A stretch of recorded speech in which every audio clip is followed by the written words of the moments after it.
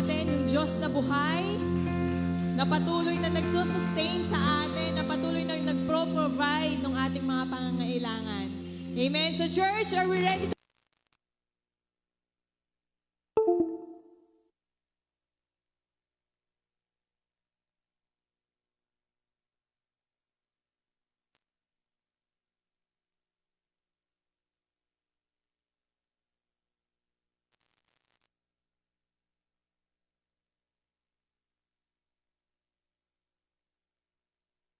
ay pag-ibig mo, O Diyos, sa buhay kong ito. Ang kagalakan mo'y kalakasan ko, Ikaw.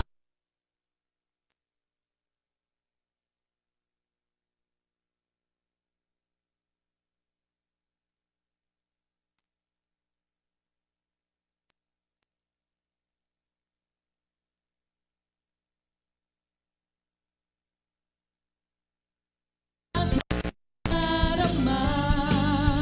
Sa tuwing kapiling ka, ang puso ko'y sumisilaw.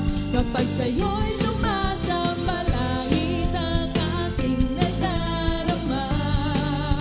Sa tuwing kapiling ka, ang puso ko'y sumisilaw. Kapag sa'yo'y sumasamba.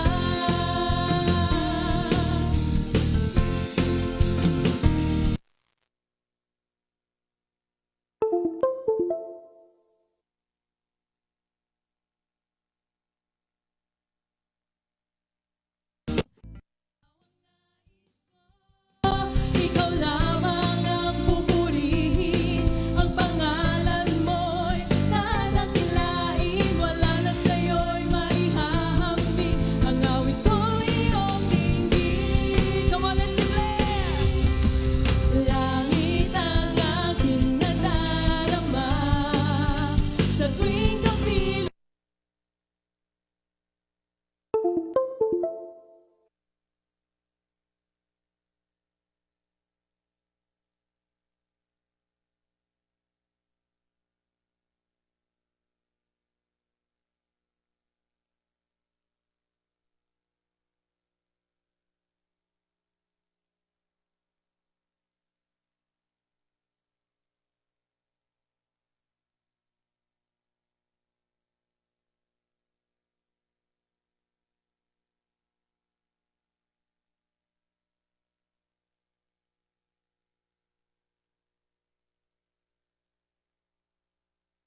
hahambing, ang awit ko'y iyong dinggin. Ikaw lamang ang pupurihin, ang pangalan mo'y tatakilain. Wala na sa'yo'y maihahambing, ang awit ko'y minsan pa, ikaw lamang ang pupurihin, ang pangalan mo'y tatakilain. Wala na sa'yo'y maihahambing, ang awit ko'y iyong dinggin. Come on, church! Sabay-sabay!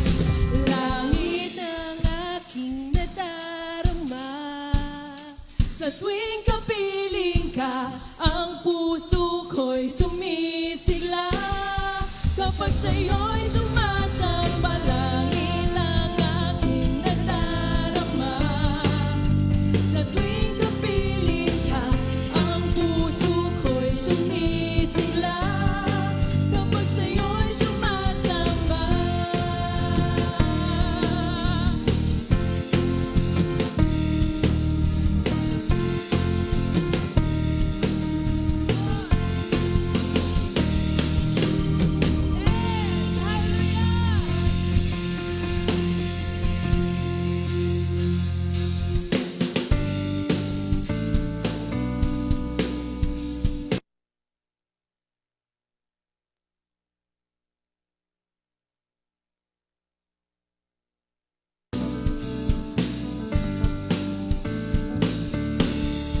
Puso ko ngayon'y umaawit, ako'y sa'yo, ika'y sa'kin.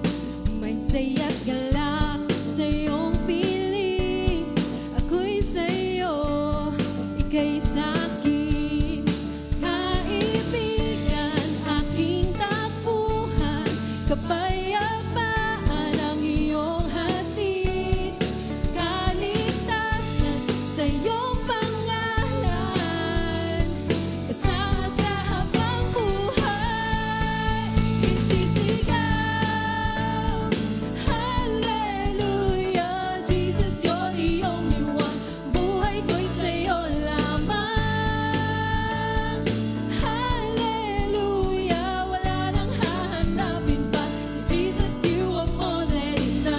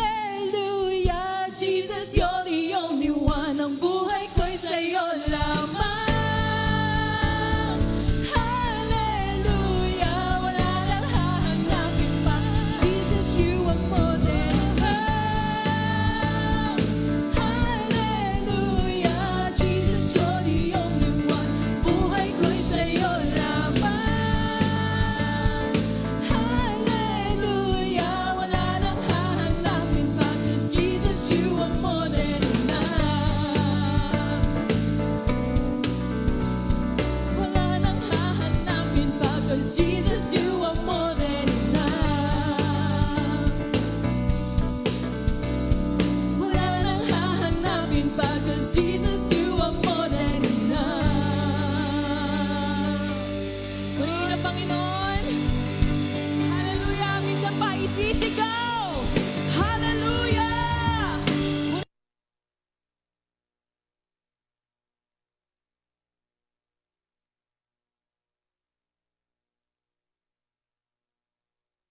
We worship you and we exalt you, Father, for you are good and you are faithful. We thank you, Lord. We thank you. Yes, Jesus.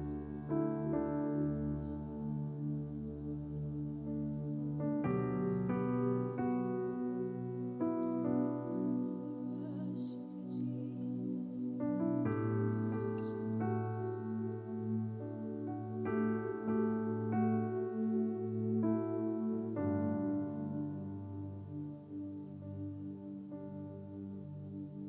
Ang krus ng Kalbaryo ang siyang alaala ng pag-ibig mo.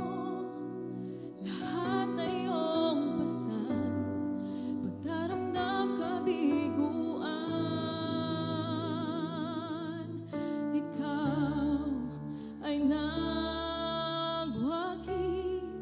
ako'y malaya na sa'yo. Ang papuri, di na ikamatayan, sambahing walang hanggan. Dakila ang pag-ibig mo, Jesus. Dakila ang pag-ibig mo, Jesus. Dalangin kong mapalapit sa'yo. Ang nais mo ay ang presensya mo.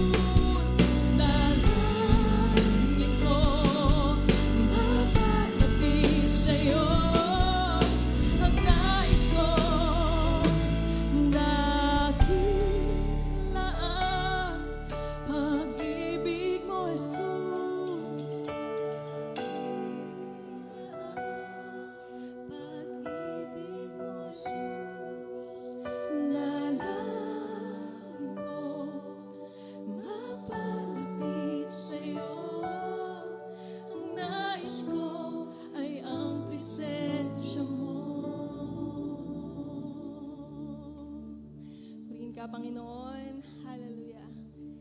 Alam niyo po sa Ephesians 2 verses 4 to 5. Ang sabi po dito, but because of His great love for us, God, who is rich in mercy, made us alive with Christ even when we were dead in transgressions. It is by grace. It is by grace alone that we have been saved. Amen?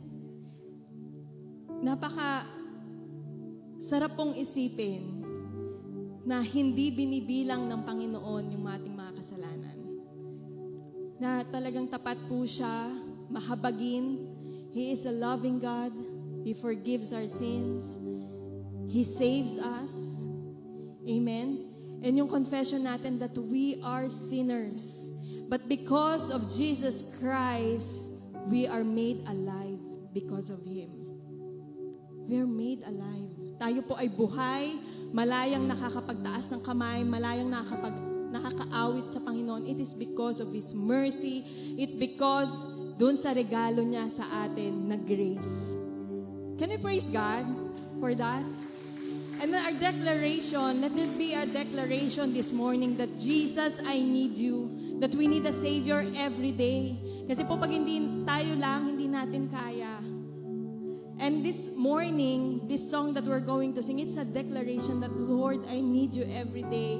Lord, I need you every hour of my life. Because it is you, it is because of you that I am alive. Amen? Can we sing this song? Lord, I come, I confess, bowing here. I find my rest. Without you, I fall apart. You're the one that guides my heart. Lord, I need you. Oh, I need you. Every hour I need you. My one defense, my righteousness. Oh God, how I need you.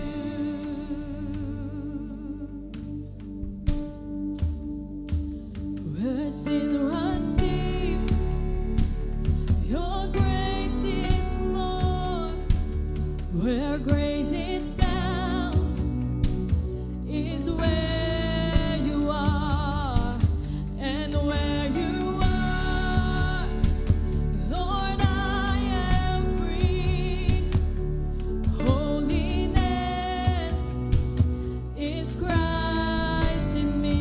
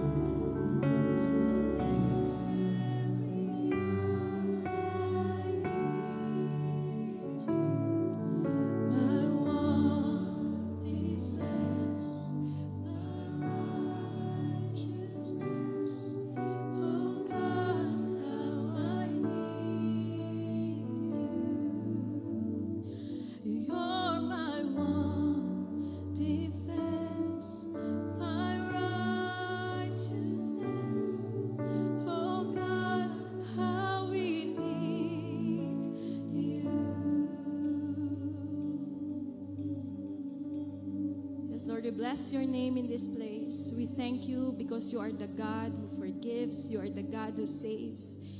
You know what we need. And thank you for giving us your Son, Jesus Christ. Kaya kami malaya at buhay ngayon. Na noong minsan, kami patay, but because of Jesus, but because of the blood of Jesus Christ, we are made alive because of Him. We thank you, Lord. We exalt you. We bring back all the honor, all the praise, and thanksgiving to your name alone.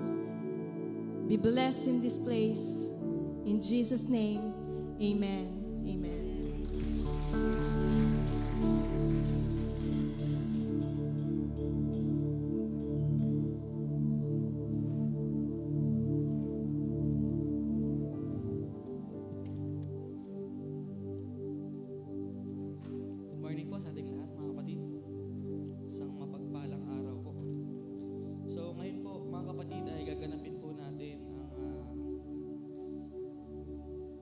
Breaking of bread, na kung saan ay inaalala po natin ang natapos na gawa ng ating Panginoon. At dito ay inaalala natin kung paano tayo inibig, paano tayo minahal, paano tayo iniligtas ng Panginoon sa ating mga pagkukulang, sa ating mga pagkakamali. Ay every Sunday, every day ng buhay natin ay lagi nating inaalala kung gaano katapat at kabuti, kadakila ang ating Panginoon. Amen, mga kapatid. No, marahil sa atin ay naapektuhan ng sunod-sunod na pag-ulan. Meron po ba sa atin naapektuhan? Maaring yung iba, hindi. Maaring yung iba naapektuhan. Pero nais ipaalala sa atin ng Panginoon na siya ay tapat sa lahat sa atin. Ano man sitwasyon ng ating buhay, lagi natin siyang kasama. At isa din to, mga kapatid, sa nagawa sa atin ng Panginoon dahil sa kanyang pag-ibig ay merong peace sa ating mga puso. Ngayon po, inaalala natin kung gaano tayo inibig, kung gaano tayo pinatawad ng ating Panginoon. Lahat tayo ay makasalanan, lahat tayo ay nagkulang. Sabi nga po sa Romans, di ba? Ang lahat ay nagkasala. Walang nakaabot sa pamantayan ng Panginoon. Pero dahil sa kanyang pag-ibig, tayo po ay kanyang iniligtas. Ang kapera ng kasalanan ay kamatayan, ngunit ang kaloob ng Diyos ay buhay na walang hanggan kay Kristo Jesus. Amen? Lahat tayo nagkasala, lahat tayo ay nagkulang, at ang patutunguan natin ay kamatayan. Pero dahil sa natapos na gawa ng ating Panginoon na inaalala natin ngayon, tayo po ay nagkaroon ng buhay. Binigyan niya po tayo ng pag-asa.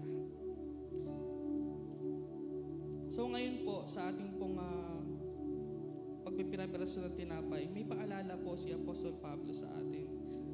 Sabi po sa 1 Corinthians chapter 11 verse 28 to 29, kaya't dapat siya sa atin ng tao ang kanyang sarili bago siya kumain ng tinapay at uminom sa kopa. Sapagkat ang sino mang kumakain at umiinom ng hindi kinikilala ang kahalagahan ng katawan ng Panginoon ay kumakain at umiinom ng kahatulan laban sa kanyang sarili. Mga kapatid, mahalaga na let's ask God na i-search talaga niya yung heart natin. Ano yung laman ng puso natin. Na hindi natin to ginagawa as ritual, or lagi nga po natin sinasabi dito na hindi po ito ritual o religious act lang na kapag wala yung breaking of bread ay hindi kumpleto ang service. Hindi po. And in fact po, hindi po sinabi ni Jesus na gawin niyo ito para makumpleto yung ceremony o masatisfy yung requirements. Ngunit sabi niya sa Luke 22 chapter 22 verse 19, do this in remembrance of me. So inutos po sa atin to ng Panginoon bilang pag-alala sa kanyang natapos na gawa. Kung minsan nakakalimutan natin, kung minsan nawawala sa isip natin, nababaliwala natin. Pero ito po ang nais ng Panginoon na gawin natin, na lagi po nating alalahanin yung kanyang natapos na gawa. Kaya po mahalaga mga kapatid na maging tama yung puso natin whenever we do this. Na hindi lang natin ito ginagawa para masabi na nakikiisa ako doon sa pagbe-breaking of bread. Kundi ito talaga yung pag-alala natin sa ating Panginoon, sa kanyang goodness, sa kanyang grace, sa kanyang faithfulness, no? Sa kabila ng ating mga pagkukulang, ay lagi niyang pinapaalala sa atin na mahal niya tayo sa pamamagitan ng pag-aalala natin sa Kanya. Amen? Sabi po sa Psalms 139 verse 23 to 24, sabi po ni King David, "Search me, God, and know my heart. Test me and know my anxious thoughts. See if there is any offensive way in me, and lead me in the way everlasting." Naalala niyo lagi natin kinakanta mga kapatid, yung salamat Panginoon. Alam ng Panginoon lahat ng sitwasyon natin, lahat ng mga challenges, mga pinagdadaanan natin. And si God lang yung mas nakakaalam kung ano yung nilalaman ng puso natin. So, mga kapatid, bago po natin tanggapin yung ostya at grape juice, maaari muna natin gamitin tong oras na to. Talagang ipag-pray natin na i-search ng Lord yung heart natin. Ano ba yung kalalagayan ng puso natin?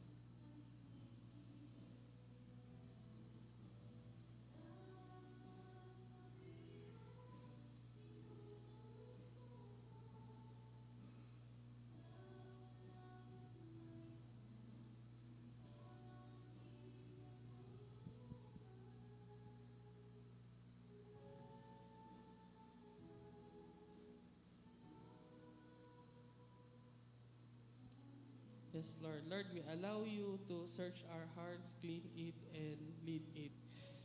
Sabi po sa 1 Corinthians chapter 11, verse 23 to 26, "Ito ang katuroang tinanggap ko sa Panginoon at ibinigay ko naman sa inyo. Noong gabi, siya'y pinagkanulo ang Panginoong Jesus ay dumampot ng tinapay, nagpasalamat at pinagpira-pira sa iyon at sinabi, 'Ito ang aking katawan na inihandog para sa inyo. Gawin ninyo ito bilang pag-alala sa akin.' Matapos maghapunan, dumampot din siya ng kopa at sinabi, 'Ang kopang ito ay ang bagong tipan ng Diyos na pinagtibay ng aking dugo. Tuwing iinumin ninyo ito, gawin ninyo ito bilang pag-alala sa akin. Sapagkat tuwing kakain kayo ng tinapay na ito at iinom ng kopang ito, ipinapahayag ninyo ang kamatayan ng Panginoon hanggang sa kanyang muling pagparito." Tayo po ay manalangin. Dear Heavenly Father, salamat po dahil kilala nyo kami. Salamat dahil alam nyo yung mga sitwasyon ng buhay po namin, especially yung heart namin. Ano yung kalalagayan ng puso namin towards you, God. And Lord, lahat ng bagay hindi lingid sa inyo. Lahat po ay alam nyo, Panginoon. At kayo po ang mas nakakaalam ng dapat namin patunguan.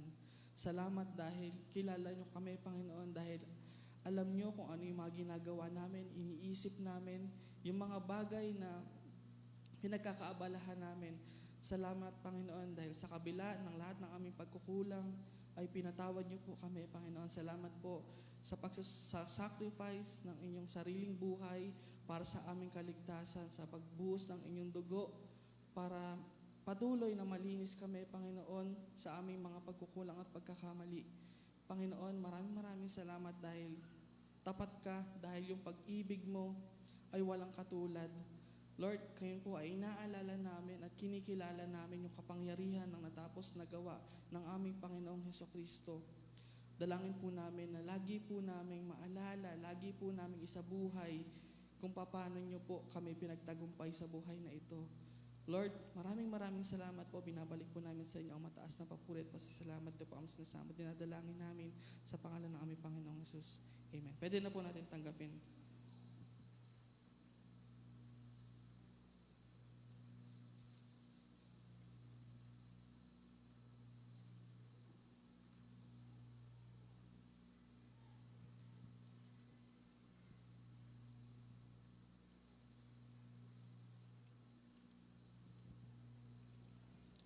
Muli po, palakpakan po natin ang Panginoon. Pasalamatan po natin sa kanyang kabutihan sa ating mga buhay.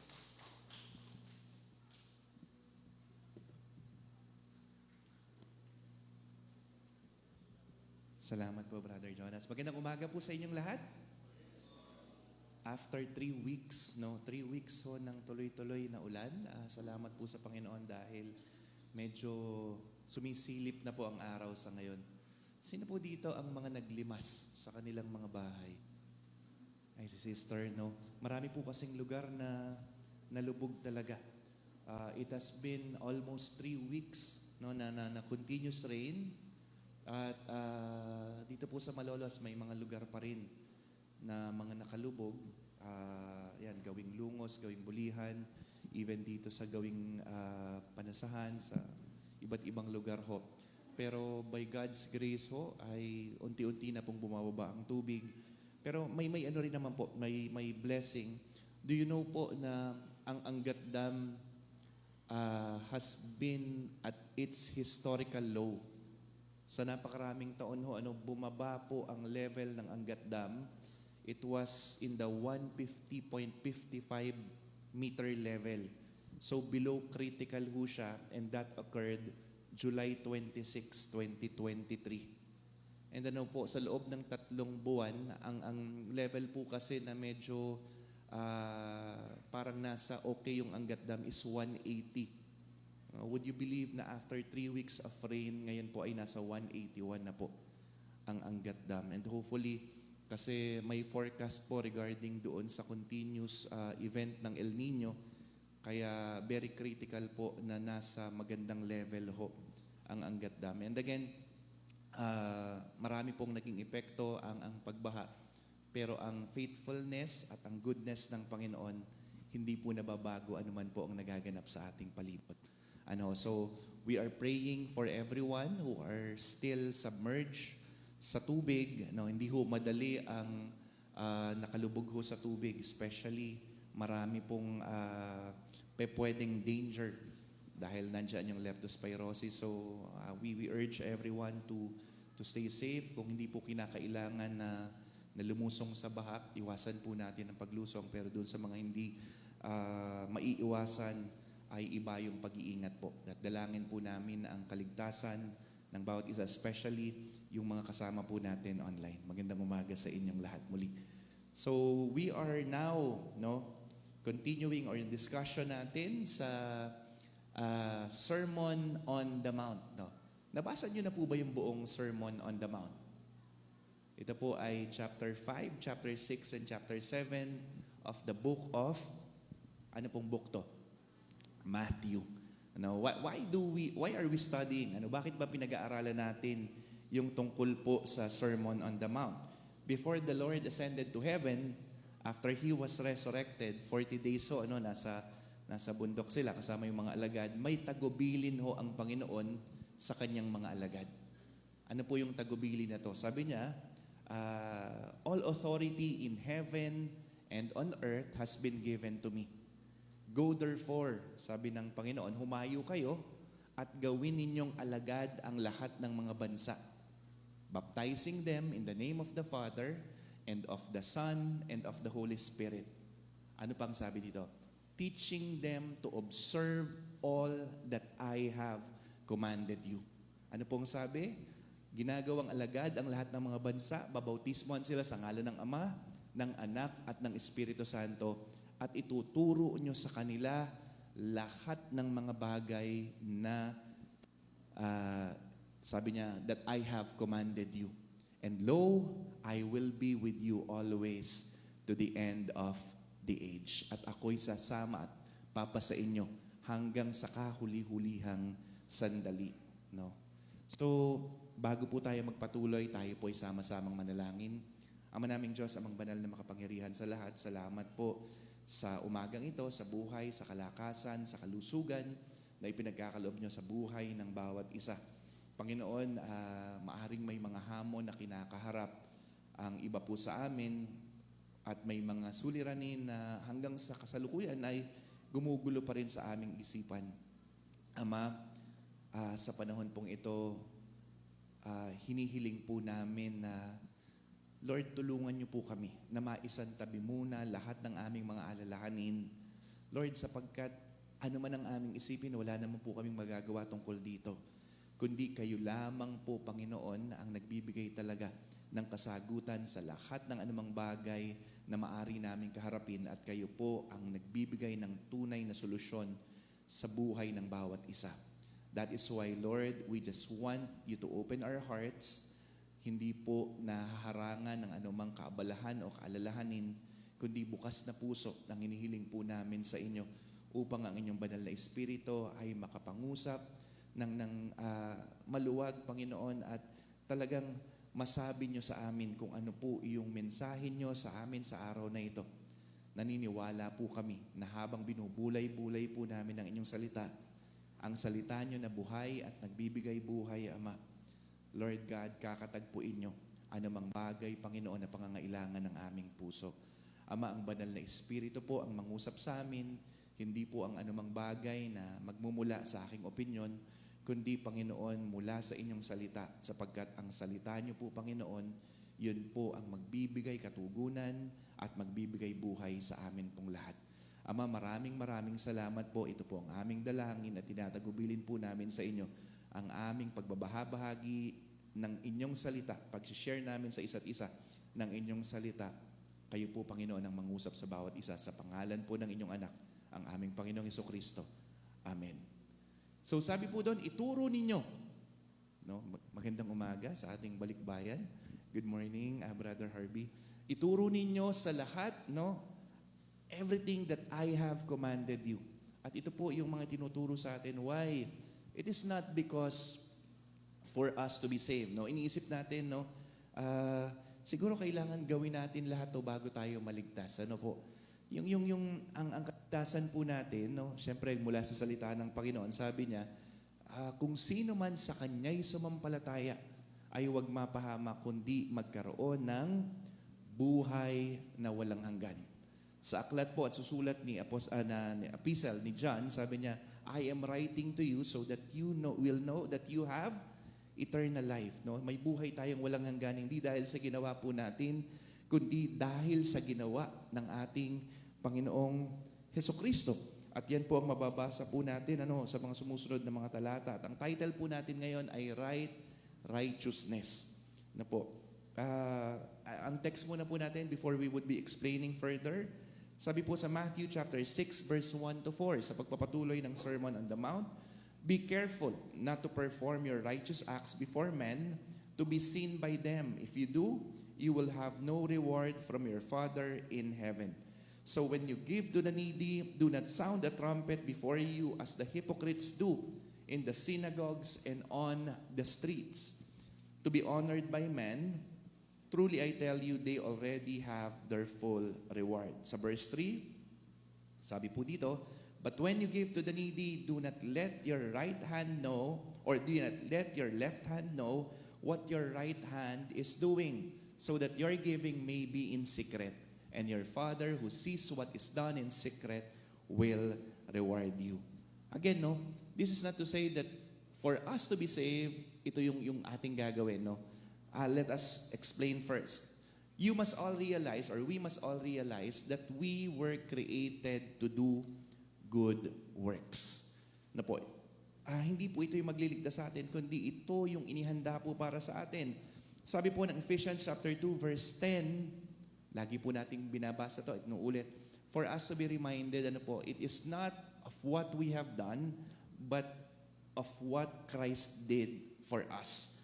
Sabi po dito, for we are God's workmanship, created in Christ Jesus to do good works, which God prepared in advance as our way of life. Sabihin mo nga sa katabi mo, nilikha ka pala para sa mabuting gawa. No? Tayo pala ay mayroon po palang nakahanda sa atin ng ating Panginoon. Pero to clarify again, balikan natin yung verse 8. Ano po ang sabi sa verse 8? For by grace, you have been saved through faith. And this is not your own doing. It is the gift of God. Ano raw po yung tawag o saan ang galing ang kaligtasan? Sa ginawa po ba natin? Hindi. Kundi ito ay regalo ng Panginoong Diyos sa atin sa pamamagitan ng Panginoong Jesucristo. Sabi po doon sa verse 9, it is not by our works so that no one can boast. Wala tayong pwedeng ipagmalaki. Pero saan pumapasok po ang good works? Sabi po sa James chapter 2 verse 18, but someone will say, you have faith and I have works. Show me your faith apart from your works, and I will show you my faith by my works. Parang nakakalito, no? Sabi kanina, it is not by works, pero sinasabi po ni Apostol Santiago, no, ipapakita ko sa iyo ang aking pananampalataya sa pamamagitan ng aking gawa. So ano yun? Paano po yun, no? Apostle James is simply telling us, yes, we have been saved through faith. Pero alam nyo ba, yung pananampalataya na nakakapagligtas ay yung pananampalataya na buhay. Tingnan mo nga katabi mo, buhay ba? No? Naalala nyo yung kanta nung araw na, ako'y buhay, hindi patay, nagpapatuloy. Alam niyo yan? O yung palagay ko, mga English gusto nyo. Naiiling si Sister Kay. Sabi niya, mas matanda daw ako sa kanya kaya hindi niya alam. O Englishin natin, I'm alive, alert, awake, enthusiastic. Alam niyo yan, may action dun eh. Paano ba yung action nun, Sister Kay? Aminin mo, alam mo yan. Ay, hindi niya alam yung action. Okay. Kapag buhay, nagpapatuloy, lumalago. The Word of God is telling us that genuine faith is alive. May buhay. At ito ay, nagbubunga. Kaya nga ang lesson natin this past few, we are connected, we are abiding, and therefore we are bearing fruits. Ano po yung kasunod? Sabi po sa Matthew chapter 25 verse 41 to 43. And we must be aware doon sa sinabi ng ating Panginoong Jesucristo na to. Sabi po noon, in the last days or in the judgment, people will say, Lord, have I not prophesied in your name? Have I not performed miracles? Gumawa ako ng mga miracles, ginawa ko yung mga kilagilalas na bagay. Pero ang masakit na maririnig natin kung huwag nawa po Panginoon, na ganun yung kundi talagang yung faith natin ay buhay. Kasi sabi dito, depart from me, you who are cursed, into the eternal fire, prepared for the devil and the angels. For I was hungry, and you gave me nothing to eat. I was thirsty, and you gave me nothing to drink. I was a stranger, and you did not take me in. I was naked, and you did not clothe me. I was sick and in prison, and you did not look after me. Ano daw po yun, The Lord Jesus is telling us, again, our faith is a faith that is alive. Our faith is a faith that produces yung righteousness. And hindi basta-basta righteousness, kundi real, genuine, and right righteousness. Again, this is not baka mamaya sabihin, baka paglabas ay kinakabahan na ang lahat. Again, our faith, hindi dahil sa ating kundi dahil sa kabutihan at biyaya ng Diyos na ipinagkaloob sa atin. Are we clear doon sa bagay na yon? It is not our works that will save us. We are able to do good works because God already saved us. Kaya sabi ni James no, yung pananampalataya na ipapakita niya, yung pananampalataya na gumagawa. Bakit? Kasi yung pananampalataya na yon ay buhay. No? Maliwanag po yun, no? Baka mamaya isipin natin, ay, kailangan gawin ko to para ako maligtas. Ginagawa natin to dahil niligtas ka na ng Panginoon. At yung kakayanan natin, no, para gawin ito ay dahil sa biyaya ng Diyos sa ating buhay. Kasi prior ho, doon sa pagkakilala natin, doon sa kaligtasan na ibinigay sa atin ng Panginoon, ano ang sabi po? Wala namang matuwid eh. Wala naman kahit isa. Ang lahat nga, kanya-kanya ng landas eh. Sabi ng Isaiah, all we like sheep have gone astray, each of us turning into our own or in our own separate ways. Kanya-kanya tayo, pero buti na lang sa pag-ibig ng Panginoon, binigyan niya tayo ng kaligtasan at binigyan niya tayo ng kapangyarihan para ipamuhay ang isang matuwid na pamumuhay. Again, we are called to live a righteous life. Ano sabi dito? We are called to live a righteous living. And the foundation of a righteous living is living in love. Sabihin mo sa katabi mo, you are called to love. Mapagmahal ba yung katabi mo? Ha? Oo. Mapagmahal naman ho talaga. Ano po ang sabi? Ano po ang number one na may quotation po na binanggit eh. Sabi po dun sa quotation, basahin na lamang po natin. Sabi dito, in love, you cannot give or you can give without loving, but you cannot love without giving. Totoo po ba yun? Pwede kang magbigay daw na walang pagmamahal, pero hindi ka makapagmamahal na walang pag-ibig. We are talking about giving today kasi ang text natin ay Matthew chapter 6 verse 1 to 4. So ang topic natin ngayon ay tungkol sa righteous giving. Na may kasunod po ito sa mga susunod na linggo. It is about praying at saka po fasting. Didiscuss po ng ating mga kapatid si Brother Joel at si Brother Jonas. So going back dun sa text, ano po? What can we learn dun sa sinabi ng Panginoong Jesucristo? That when you give, hindi dapat yung nagbibigay ka dahil gusto mong makita ka ng tao. Number one, is your giving real or really? Anong ibig sabihin nun? Yung bang pagbibigay mo ay totoo na pagbibigay o pagbibigay mo dahil gusto mo na makita ka ng mga tao at magbigay sila ng kapurihan sa'yo. Basahin po natin dito. Be careful not to perform your righteous acts before men to be seen by them. If you do, you will have no reward from your Father in heaven. Ano pong inibig sabihin nito? Yung giving to be genuine, dapat may tama ring motibo. Kasi kung motibo mo ay para purihin ka ng tao, para, sabi pa sa sunod, so when you give to the needy, do not sound a trumpet before you as the hypocrites do in the synagogues and on the streets to be honored by men. Truly, I tell you, they already have their full reward. Kung ang motive mo naman talaga ay para purihin ka ng tao, tinanggap mo na nga yung kapurihan nyo. Pero yung real giving, which is yung righteous giving, hindi daw po dapat ganun. So ano po sabi dito? Righteousness that is not for show.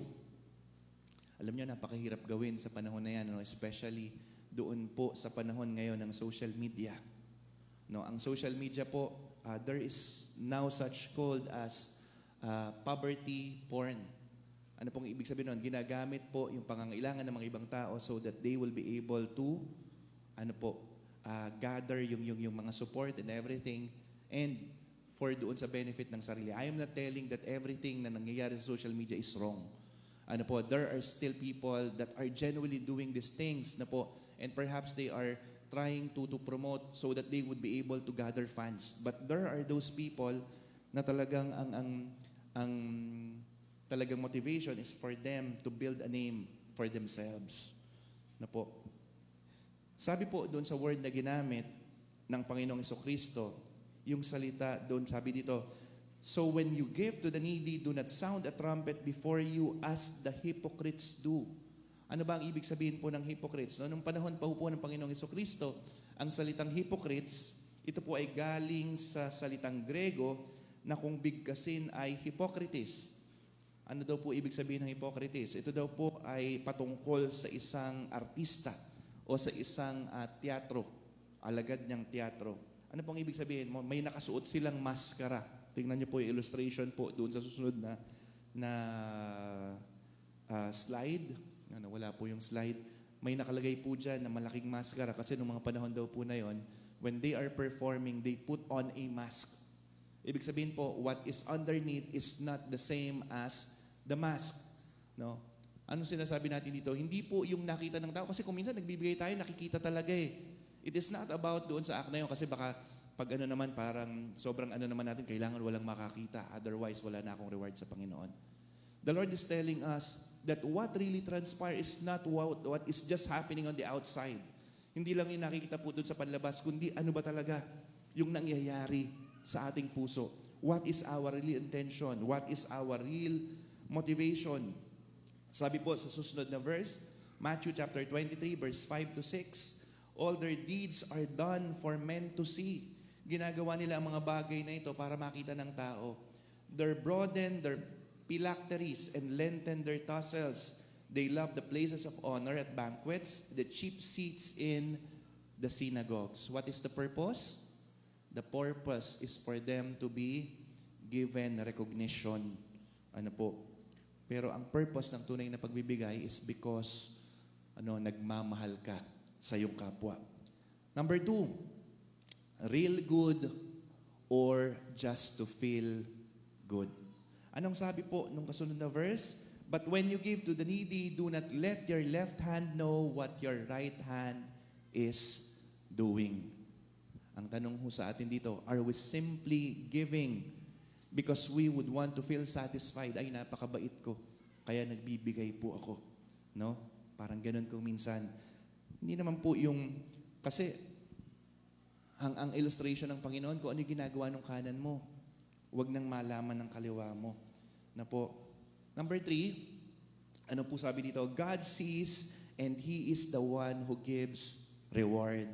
Dapat ang maintindihan ho natin, even if hindi tungkol sa nararamdaman natin, hindi tungkol sa mga nakikita ng tao, alam niyo po, alam ng Panginoon yung laman ng ating puso at kung ano yung bunga ng nilalaman ng ating puso. Sabi po sa Matthew 6:4, so that your giving may be in secret, and your Father who sees what is done in secret will reward you. Sa Panginoon ho, walang nakakalagpas eh. Ano po, mabuti, masama, nakikita lahat ng Panginoon yan. So we must not, worry na, ay, hindi man lang na-recognize yung ginawa ko, hindi man lang ako na-appreciate, hindi man lang nila nakita yung effort ko. No, we do not have to worry about those things. Pero in reality, kung minsan mayroon tayong meron tayong parang automatic default sa sarili natin na gusto natin, we will be recognized. No, masarap naman talaga ma-appreciate pero that should not be our main motivation. Kasi even if people will not see, ang Panginoon na nakakakita. At alam niyo po, kapag ang Panginoon nagbigay ng reward, higit sa kayang ibigay ng tao, higit sa kayang maramdaman mo, kayang ibigay sa'yo ng Panginoon. So next, ano pong sinasabi? Colossians chapter 3 verse 23, we must have this mindset. Ano po yung mindset na ito? Sabi dito, whatever you do, work heartily as to the Lord and not for men. Again, kung minsan, mas mahirap anuhin yung mga tao eh. Kasi ginawa mo na yung best mo kung minsan, na hindi pa nila na-appreciate. Pero the Lord sees your heart. At kapag ginagawa mo yon, giving glory to the Lord, your effort will not be in vain. Hindi mawawalang kabuluhan po yan. Number 4, mabilis lang po tayo kasi medyo mahaba po yung slide. Righteousness that is Christ's righteousness flowing or overflowing in us. Yung righteousness ho na ito, hindi sa pamamagitan ng ginagawa natin lamang. Ito'y sa pamamagitan ng righteousness na ginawa at ibinigay niya sa atin na nag-uumapaw sa ating puso. Again, for us to love, Sabi ng 1 John 4:19, we love because He first loved us. Sabihin mo sa katabi mo, mahal ka ng Diyos. Nahihirapan ka bang magmahal? Paalalahanan mo yung sarili mo. Sobrang may nagmamahal sa'yo. At yun ang ating Diyos. Kanina po, on our way here, nagkakwentuhan yung mga bata. Sabi nila, alam nyo, kung minsan napakaharap pakitunguan ng isang tao na insecure. No? Yung maraming mga complications within. No? Yung pakiramdam na wala naman nagmamahal sa akin, kaya nahihirapan din sila na magmahal sa ibang mga tao. No? Alam niyo po, kasinungalingan po yung bagay na walang nagmamahal sa iyo. Kasi mahal na mahal ka ng Diyos, higit pa sa karapat dapat kang mahalin. No? So ano po ang sabi? Ano pa ang sinasabi? Ano pang mga bagay na sinasabi pa? Mga karagdagang binabanggit ng kasulatan. Sabi dito, giving should not be to a selective few. Kasi ito po ay reflection ng kabutihan ng Diyos sa ating buhay na whenever you have the opportunity to do good, to give, sabi dito, doing good is for everyone. Ano po ang sabi ng Matthew chapter 5 verse 45? Tinakil po ito ni Brother Joel last week. Ano pong sinasabi dito? Kung nagmamahal ka, doon sa mga nagmamahal lang sa'yo, anong pagkakaiba mo? Doon sa mga makasalanan, sa mga tax collector and everything. Na po, sabi po sa Matthew chapter 5:45, that you may be your sons of your Father in heaven, para daw tayo maging kagaya ng ating Ama na nasa langit. Ano po sabi dito? He causes the sun, or He causes His sun to rise on the evil and the good, and sends rain on the righteousness and the unrighteous. Luke chapter 6 verse 32 to 34, if you love those who love you, what credit is that to you? Even sinners love those who love them. If you do good to those who do good to you, what credit is that to you? Even sinners do the same. And if you lend to those from whom you expect repayment, what credit is that to you? Even sinners lend to sinners, expecting to be repaid in full. Naku, hirap naman pala, no? Pag may nangutang pala. Sabi dito po tayo, no? Hindi naman sinasabi na ano po, mamaya i-clarify natin yan. Sabi po sa Luke, chapter 6, verse 32 to 34, if you do good to those who do good to you, what credit is that to you? No, kung yun lamang gagawan mo ng mabuti, yung gumagawa sa'yo, ang tawag ho doon, exchange gift lang. Bakit exchange gift? No? I give to you, you give to me. No? Ginawan kita ng mabuti, ganun din yung gawin mo para sa akin. At kung yung mga kaya lang magbalik ang tutulungan natin, no, kagaya ng ginagawa ng iba po yan. What the Lord is telling us, magmahal tayo kagaya ng pagmamahal na ginawa niya para sa atin. Ano po, sino po yung mga dapat tinutulungan? Give those or to those who are in need. Sabi po sa Proverbs 19:16, anong sabi dito? Kindness to the poor is a loan to the Lord, and He will repay the lender. Natatakot tayo, ipapautangin ko to, bibigyan ko to, hindi naman kaya magbalik ng kabutihan sa akin to. Again ho, no, huwag kayong mag-alala. Kasi po, you cannot outgive the Lord. No, kapag tumulong ka, no, hindi yun sa kanila ka aasa magbalik. Kundi dahil sumusunod ka sa Panginoon, ang Panginoon ang handa na magbalik ng pagpapala sa iyo.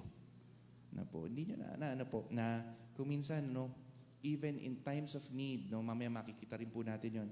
At tumulong ka pa rin, nakita mo hindi ka pinababayaan ng Panginoon. Na maraming testimony ho na talagang if we would just look back do sa mga panahon na Lord, no, kahit na hirap kami ng mga panahon na yon, no, yung pagpapala mo sobra-sobra pa din. Nakaraos pa din kami. And looking back, dati namomroblema kami, pero ngayon nakita ko kung paano kumilos ang iyong mga kamay sa panahon na yon. Giving as you have the capacity to do so. Magbibigay ka, no, kapag may kakayanan ka na magbigay. Sabi po dito, Proverbs 3:27, do not withhold good from the deserving when it is within your power to act. Sabi pa nga po doon sa mga ibang talata, kapag kaya mo nang bigyan ngayon, huwag mo nang pabalikin bukas. Tumulong ka na at magbigay ka na. Kapag nasa kapangyarihan mo na tumulong, huwag mong i-withhold yon sa mga taong tutulungan mo. Pero alam niyo po, Hindi lamang po doon. Sabi doon, no? Kasi kung minsan madaling magbigay, kung minsan sa ibang tao, pero kung minsan nakakalimutan mo natin yung ating sariling pamilya. Sabi po dito, to give and to provide for those who are within our household. Anong sabi po ng Biblia? 1 Timothy 5:8, if anyone does not provide for his own household, and if anyone does not provide for his own, and especially his own household, he has denied the faith and is worse than an believer. Naunawaan naman po natin lahat yun. Kanina, sabi doon, magbibigay ka kapag sa panahon na may kakayanan ka. Pero dito, sabi naman dito, giving in spite of being in a difficult situation yourself. Ano pong sabi? Magbibigay ka pa rin kahit na may mga pinagdadaanan ka. At tingnan niyo po yung na-comment po ni Apostol Pablo at saka ng Panginoong Jesucristo. These were given commendation by the Lord. As Jesus was sitting opposite the treasury, he watched the crowd putting money into it. And many rich people put in large amounts. No, maraming mayayaman, marami ho silang nilagay doon po sa lagayan ng offering. Then one poor widow came and put in 2 small copper coins. Isang widow, isang balo, no, ang description sa kanya, hindi lang widow, kundi poor pa. Sabi do, and put in 2 small copper coins, which amounted to a small fraction of denarius. Sabi po sa sunod na talata, Jesus called his disciples to him and said, truly I tell you, this poor widow has put more than all the others into the treasury. For they all contributed out of their surplus, but she out of her poverty has put in all she had to live on. Ano daw po, yung nakita, yung mayayaman, naglalagay daw po ng malalaking mga lalagyan o ng malalaking mga halaga. Pero itong mahirap na babaeng balo, naglagay lang ng 2 piraso. Pero ang sabi ng Panginoon, tingnan mo, no, sa lahat ng mga nagbigay, no, ito yung pinaka-commendable. This poor widow has put more. Siya yung naglagay ng pinakamalaki sapagkat yung mayayaman, nagbigay mula doon sa kanilang sobra. Pero yung mahirap na ito, nagbigay ng lahat-lahat sa kanya. Ganito rin po ang sinasabi ni Apostol Pablo sa aklat ng mga Korinto tungkol naman sa mga mananampalataya mula sa Macedonia.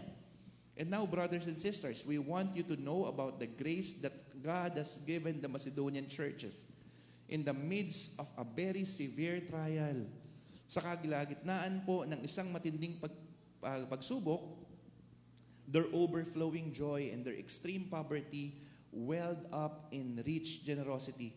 For I testify that they gave as much as they were able and even beyond their ability, entirely on their own. They urgently pleaded with us for the privilege of sharing in the service of the Lord's people, and they exceeded our expectations. They gave themselves first of all to the Lord, and then by the will of God also to us. Ano daw po yung ginawa ng mga taga-Macedonia? Sila po ay humaharap sa matinding pagsubok. Mayroon silang mga challenges.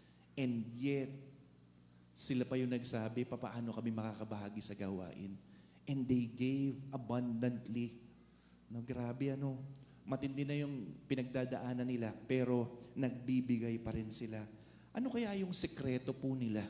No, bakit po sa kabila ng kanilang pinagdadaanan, nakapagbigay pa rin po sila ng bukal sa kanilang puso? Balikan po natin, in the midst of a very severe trial. Hindi po sinabing in the midst of a trial. Ano po sabi dito? In the midst, sa kalagitnaan ng isang matinding pagsubok. Ano yung secret?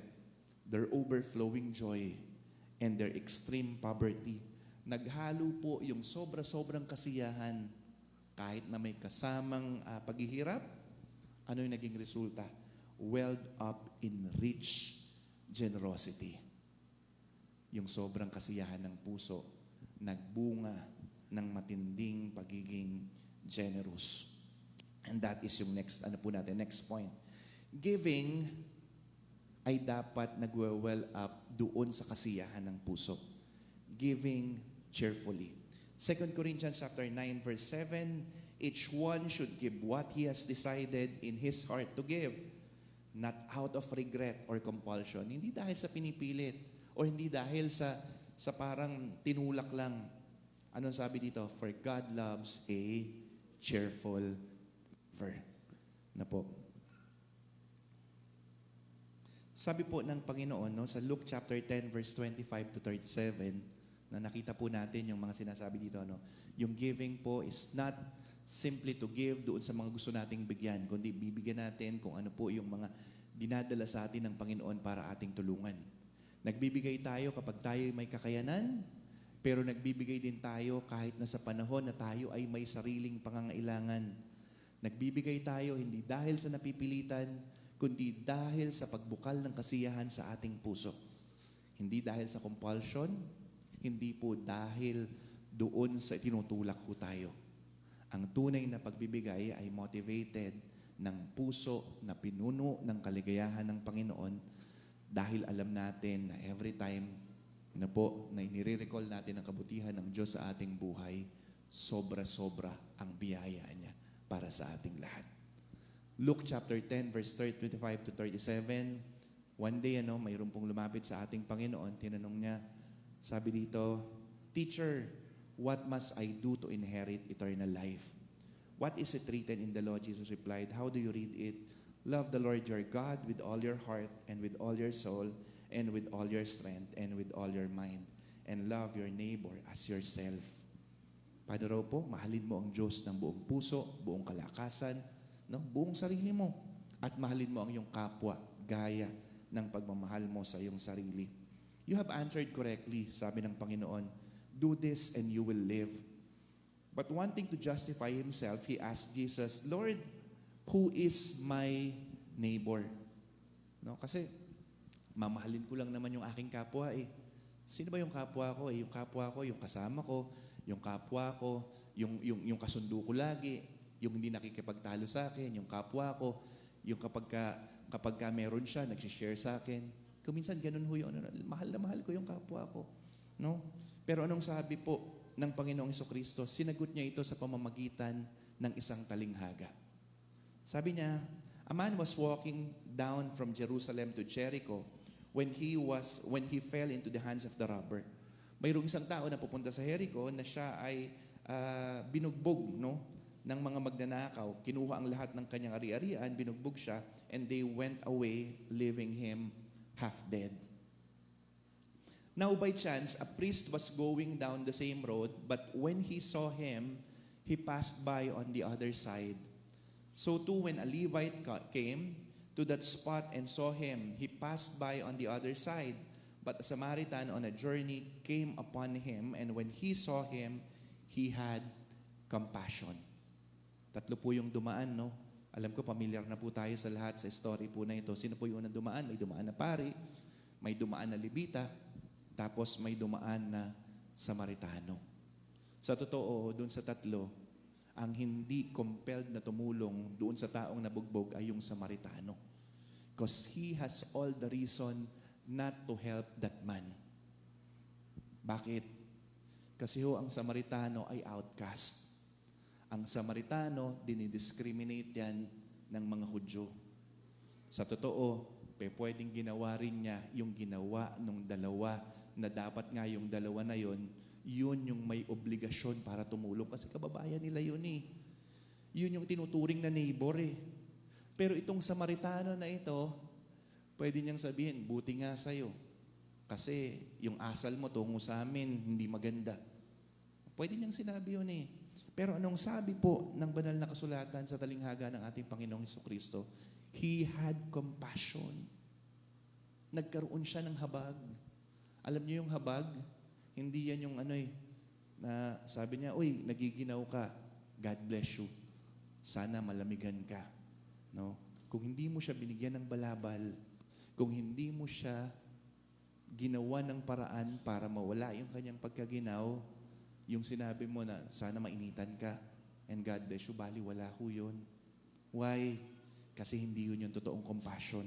Tingnan po natin yung susunod na verse. Ano po ang sinasabi ng susunod na verses? he went to him and bandaged his wounds. No, syempre, ano na po siya eh. Bumaba siya doon sa kanyang kinasasakyan, binendahan niya, hinugasan niya yung mga sugat, pouring oil and wine. Nag-spend siya ng resources. So, hindi lang yung time niya, hindi lang yung effort niya, gumastos siya, then he put him on his own animal.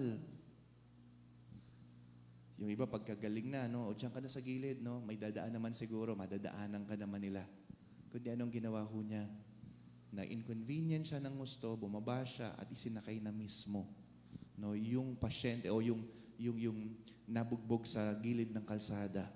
Then he put him on his own animal and brought him to an inn and took care of him. The next day, may lakad ho yun, ha? Nag-spend siya ng next day and he took out 2 denarii and gave them to the innkeeper. Anong sabi niya? Take care of him, he said, and on my return, I will repay you for any additional expenses. Wala siyang dahilan, no? Pero pwede niyang i-justify na, Lord, dadaanan ko na lang to, hindi naman maganda yung pakikitungo nito sa akin. O kaya siguro hugasan ko na lang yung sugat niya, hayaan ko na lang yung ibang makakadaan sa kanya, yung magdala sa kanya sa ospital. O nadala ko naman siya sa ospital bahala na yung ibang tao para makatulong naman sa kanya. But this Samaritan, who was not originally treated as a neighbor, doon sa nabugbog, pinakita niya yung pagiging kapwa doon po sa taong ito. Because of his compassion, because of his love, although the man, we could not say if he was truly deserving, no? Because sabi nga natin, hindi magkasundo yung kanilang lahi. And yet, ginawa po nung taong ito, yung sinasabi that yung compassion na nagbibigay ng tunay na pagtulong, tunay na righteousness. Alam niyo po, pag titingnan ho natin, are we like that Samaritan? No? Na kapag may humingi ng tulong sa atin, are we generously giving? Or are we just giving the bare minimum? Basta nakatulong na ako sa iyo, para hindi na ako konsensyahin, okay na yan. No? Kasi ang pinapacify natin, yung nararamdaman natin. Kung minsan ba, sinasabi sa atin ng Panginoon, tulungan mo yung taong ito. Lord, kaya naman niya yan Marami naman siyang kamag-anak na tutulong sa kanya Bahala na sila. O kaya, Lord, no? Nakatulong na naman ako dyan kahapon. Bahala na naman sila. I'm not saying na kapag ka may mga vagrancy ay i-excuse natin, i-justify natin. No? Sabi rin naman sa Bible, yung talagang hindi mga kumikilos, no, wag silang pakainin. Sabi ho ni Apostle Paul noon. But when the Lord is sending someone to you, at may kunong kang kakayanan, o dumating man sa punto na konti lang yung kakayanan, anong sabi ng Panginoon? No? Yung pagtulong sa kapwa, no, it is because minahal niya tayo ng nauna. And I would like to end with this, no, maikli lang ho yung ating topic sa ngayon. Yung pagmamahal ho and our capacity to give, hindi po nagsimula sa atin yan. Tingnan niyo po yung John 3:16. Sabi po sa John 3:16, and I know every one of us has already memorized that verse. Sabi dito, for God so loved the world. Anong ginawa niya? That He gave His one and only begotten Son. Dahil mahal ka ng Diyos, hindi lang sinabi ng Diyos na mahal kita, anak, kundi ibinigay niya yung pinakamahalaga sa lahat. For God so loved the world that He gave His only begotten Son, so that whosoever believe in Him shall not perish, but have everlasting life. The Lord is reminding us, binigay niya yung lahat para sa iyo. And the Lord is telling us, same, kung paano tayo minahal ng Panginoon, ganun din yung pagmamahal na ipakita natin sa ating kapwa. minsan, natatakot tayo. Lord, paano ko magbigay ako? Ako naman yung maubusan. Lord, mayroon din akong pangangailangan eh. Lord, baka yung meron ako hanggang ngayon lang, bukas, wala na. There is a story in the Old Testament when the Lord sent His prophet, no, hindi sa mayaman, hindi doon sa malaking palasyo, hindi doon sa lugar kung saan abundant, no, saan pinadala po yung propeta. Alam niyo po kung saan? Sa isang balo. Sa isang balo na mayroong anak. At nung dinatngan na ho ng propeta yung balo na ito, nagpupulot ho ng kahoy. At ang sabi ho ng propeta, siguro nangamusta muna, tapos pwede bang ipaghanda mo ako ng makakain? Sabi ng propeta sa balo. Sabi ng balo, eto nga po at nagpupulot na ako ng kahoy, panggatong. Bakit ho? Kasi yung pagkain na nasa sa loob ng tahanan ko, yun na lang ho yung pagkain na natitira sa akin. Kakaunting harina at kakaunting langis. Pagkatapos nga ho ng pagkain, iintay na lamang namin yung aming kamatayan. Dumating na po ba tayo sa ganong kalalagayan? Alam niyo po yung balo na ito, sabi niya, sige, pagpatuloy mo yung ginagawa mo, sabi ng propeta. Pero ipaghanda mo muna ako ng pagkain. Alam niyo po yung balo, hindi naman niya sinabi, ano ka ba? Sinabi ko na nga sa'yo, nakahuli-huli ang pagkain ko na nga ito eh. Tapos hihingin mo pa sa amin. At least makatikiman lang kahit sa huling sandali yung anak ko. Pero ano yung ginawa ng balo? Hindi ko ganun ang ginawa niya. Anong ginawa niya? Ipinaghanda niya ang propeta ng makakain. Pero alam niyo ba ang matindi doon? Natapos ho ang tagtuyot, natapos ang taggutom sa himala ng Diyos sa buhay ng isang balo at ng kanyang anak na sa kabila ng kanilang kakulangan ay nagbigay pa rin doon sa ipinadala sa kanila ng Panginoon. Hindi sila nagkulang. Alam niyo po kung bakit po nahihirapan tayo kung minsan magbigay? Kasi ang tinitingnan natin yung ating sitwasyon. Ang tinitingnan natin yung laman ng ating GCash. Ang tinitingnan natin yung dami ng bigas sa ating kalalagyanan. Pero alam mo ba, sa kabila ng mga bagay na yon, ang Diyos natin kailanman hindi pagkukulangin ang iyong mga pangangailangan. Bakit? Anak ka ng Diyos. Sabi niya, kung yun ngang mga ibon sa himpapawid, hindi bumabagsak ng walang kaalaman ng ating Panginoon. Hindi sila nagtatanim. Hindi sila nag-aasik, hindi sila nag-aani. Pero hindi sila pinababayaan ng Panginoon. Gaano ang halaga mo higit dun sa ibon? Kung yun nga na mga lilies of the valleys, no? Bukas natuyo na yan eh. Pero nakapagsuot ba si Solomon ng ganoon kaganda, no? Nakariktan? Lalo ka pa na napakahalaga mo para sa Panginoon. Ikaw na hindi niya ipinagkait sa'yo ang kanyang bugtong na anak, kaya niyang ipagkaloob lahat ng iyong pangangailangan. Ang tanong lang, no, solve ka ba doon sa kabutihan ng Diyos sa iyong buhay? Kung yung pinakamahirap na gawa niya para sa iyo, yung pagbibigay ng kanyang bugtong na anak, ano pa yung ibang pangangailangan mo? Handa ka bang sumunod sa Kanya dahil nagtitiwala ka sa Kanya? At dahil nag-uumapaw ang kaligayahan na nilagay ng Panginoon sa iyong puso. God loves a cheerful giver. Because yung cheerfulness na yon ay dahil marunong tating bilangin ang pagpapala ng Diyos sa ating buhay. Sabi ng Biblia, count your blessings. Kasi kung minsan ang binibilang natin yung problema, no? Ang binibilang natin, yung alalahanin. Ang binibilang natin, yung mga bagay na wala tayo. Pero magsimula tayong bilangin, Lord, napakarami mong biyaya na ibinubuhos sa aking buhay. Lord, salamat kasi wala akong karamdaman. Kaya pag mayroon ako nakitang may karamdaman, Lord, magbi-minister ako sa kanila.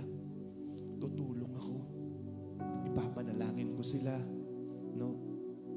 Gamitin niyo ako para maging pagpapala sa kanila. Lord, salamat. Dahil sa kabila na luma ang aming bahay, Lord, hindi tumutulo yung aming tahanan. No? Tulungan niyo po ako para tumulong sa mga tao na ang kanilang bahay ay hindi mo masasabing bahay. Lord, salamat sapagkat kahit na simple lang ang aming ulam, 3 beses pa rin kami kumakain sa isang araw. Kaya Lord, pag may nakita akong hindi kumakain, Lord, bigyan niyo po ako ng katapangan na sa kabila ng aking kakulangan, tutulong pa rin ako sa kanila. Lord, tulungan niyo po ako, kagaya ng mabuting Samaritano, na hindi lamang magbigay dahil gusto ko na hindi po ako mag-guilty, na dahil gusto ko na maganda lang yung aking nararamdaman, kundi tutulong ako dahil ipinadala mo ako para maging pagpapala sa mga tao na nakakasalamuha ko na matindi ang pinagdadaanan sa kanilang buhay. Pagpapala ka kung saan ka inilagay ng Panginoon, kung ikaw ay magtitiwala sa gagawin niya sa iyong buhay. Tayo po tayong lahat.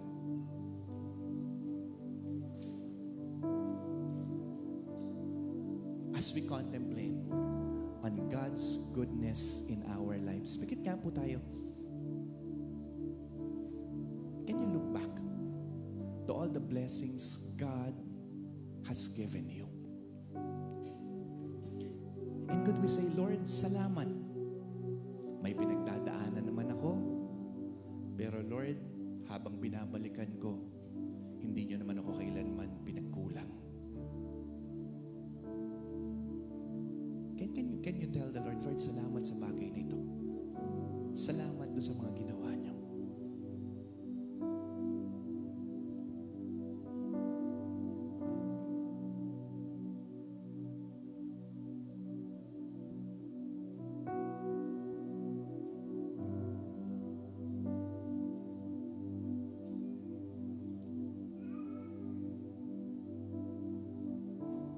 Lord Heavenly Father, help us, Father, so that we will be able to count our blessings, God.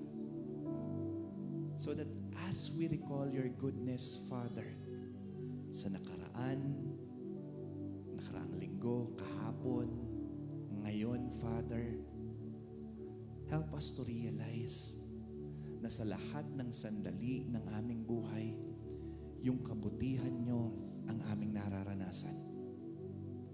Ama, salamat na sa kabila ng lahat ng hamon na aming kinaharap, Lord God, tapat at totoo yung pangako nyo sa amin. Your grace is always sufficient for us. Salamat po, Ama. And Lord, with this in our minds and in our hearts, Father, help us so that we will truly put our trust in you, na kapag Panginoon inutusan nyo kami para tumulong sa aming kapwa, Lord, we will say, Lord, salamat sa pagkakataon na ipinagkaloob po sa amin. Lord, tulungan niyo po kami, Father, so that ang nakikita namin, hindi yung problema, kundi kung gaano kakalaki sa buhay namin, Ama. At anumang bagay, Panginoon, na aming kaharapin, ikaw yung aming kasama, kagaya ng pangako nyo that you will be with us to the end of the ages, Father. Lord, help us so that we will have yung overflowing generosity in our hearts, Father, beyond what we are capable of, beyond we can think, doon sa level ng comfort na pwede po kaming magbigay. Tulungan niyo po kami that like the Lord Jesus, who is the Good Samaritan, Father, who is our good shepherd, who is our God who provides, Father. Lord, may we be a channel of your generosity para po sa mga tao na pinapadadala niyo po kami, para maipakita namin at maibahagi namin yung pagmamahal po para sa kanila. Lord, may mga sitwasyon po yung aming mga kapatid. May mga problema. Mahari pong yung iba may mga pagkakautang, Father. Lord, dinadalangin po namin ang bawat pangangailangan ng bawat isa na naririto. Tulungan niyo po kami para magtulungan. Tulungan niyo po kami para maiangat ang bawat isa. Walang naiiwan, Father, sapagkat sa mga anak mo, nagbabahagi na, nagtutulungan, at nagpapakita ng totoong pagmamahal sa isa't isa. Lord, maraming salamat po. Kayo po ang kumatagpo ng pangangailangan ng bawat isa at tulungan niyo po kami para kung pinagkakalooban niyo kami ng pagkakataon para tumulong, Lord, we will do this with a cheerful heart, Father. Because yung ginagawa namin is not because of compulsion, not because napipilitan, not because gusto namin kami matanyag, Father, but because we are so happy dahil sa ginawa nyo sa aming buhay, and we just want to share this happiness. Lord, we thank you, we honor you. Ikaw po yung unang nagbigay, kaya kami nakakapagbigay. Kayo po yung tunay na nagmahal, kaya rin po kami ay totoong nakapagmamahal. Sa pangalan po ng inyong anak, ang aming Panginoong Hesukristo, na nagbigay ng kanyang buhay para sa aming lahat. Ito po ang aming dalangin at pagbibigay ng papuri. Amen. Amen. So minsan pa nga po, purihin natin ang Panginoon sa lugar na ito. Let's shout hallelujah in this place and let Christ be magnified sa lahat po ng ating gagawin ngayong sa buong dadating na linggo. Amen? I can hear myself here, pero hindi pala ako naririnig dito. Sige, papurihin natin ang Panginoon.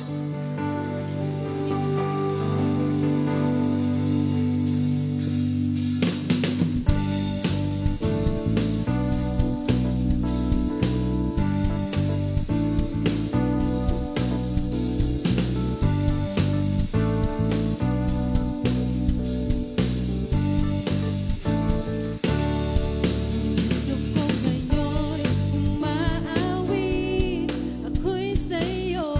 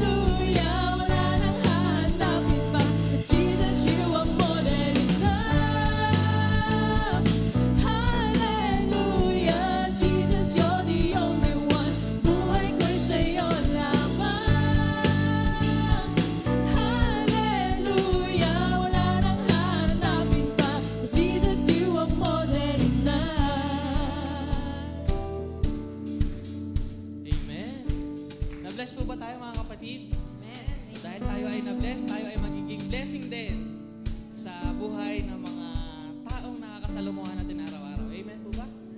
Gusto po ba natin tayo ay nagiging channel ng blessing, pagpapala ng ating Panginoon? Amen? At sabi sa 1 John 4:19, nagagawa nating umibig dahil tayo ang unang inibig ng Panginoon. Di ba? Kung talaga nating lagi tayo mariremind, ay inibig ako ng Panginoon. Hindi tayo mangangamba, hindi tayo mag-worry na ay baka pag nagbigay ako o baka pagka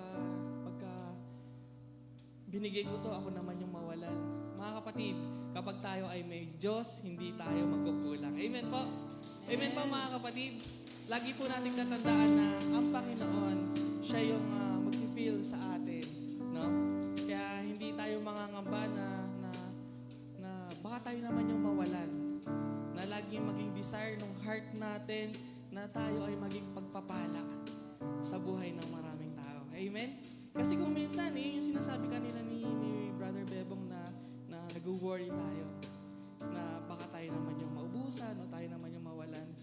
At mangyayari lang yun, mga kapatid, kung hindi natin nahayaan na punuin tayo ng Panginoon.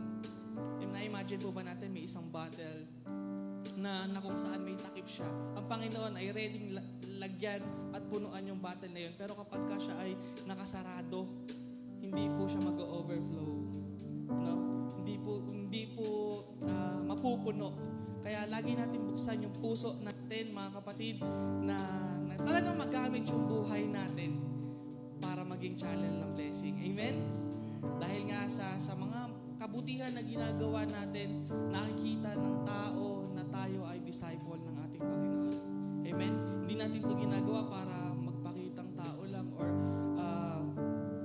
para lang mapakita na Kristiyano tayo, kundi ginagawa natin yung kabutihan na ito, yung generosity, dahil generous ang Lord natin. No? Tayo ay naging reflection ng ating Panginoon. Amen? Amen? So bago po tayo maghiwa-hiwalay, tanggapin po natin ang masaganang at mapagpala na kabutihan ng ating Panginoon. Tanggapin po natin ang kanyang pag-ibig, ang kanyang katapatan, ang kanyang peace na nagmumula sa banal na Espiritu sa lahat po ng ating gagawin. Ay patuloy na ang pagsama ng banal na Espiritu ang siyang magari, kumilos at maganap sa buhay ng bawat isa. Tanggapin po natin ang kabutihan niya sa buhay ng bawat isa sa lahat ng ating gagawin. Siya ang magpapala at magbibigay ng success dahil ang Diyos natin ay mabuti. Dahil ang Diyos natin ay makapangyarihan. Dahil ang Diyos natin ay tapat. Ngayon, sa Kanya na makagawa ng higit sa kaya nating isipin o kaya nating hilingin man, sa Kanya ang pinakamataas na papuri dahil siya lamang ang karapat-dapat sa lahat ng ito. Ang lahat ng anak ng Diyos ay magsabi ng Amen, Amen, and Amen. God bless everyone. Patuloy tayong maging pagpapala sa buhay ng mga tao. God bless po. See you po next week.